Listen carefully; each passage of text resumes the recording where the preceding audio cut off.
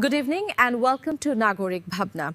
We begin tonight with the latest updates on the ongoing trade discussions.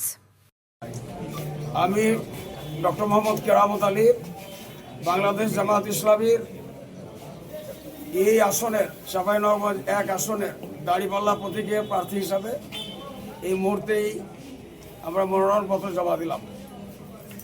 আমরা আপনাদের দোয়া চাই, সহযোগিতা চাই। আমরা নির্বাচনী কাজে অংশগ্রহণ করব যথাসময়ে।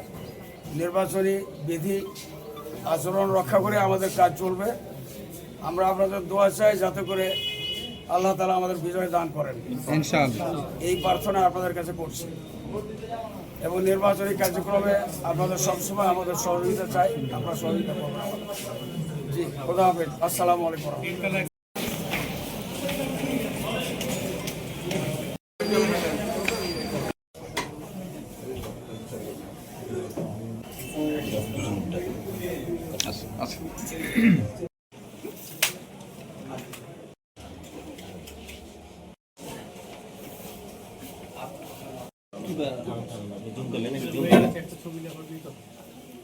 রনি আমার ছবি না আসলে ক্যামেরা ভাঙচুর হবে।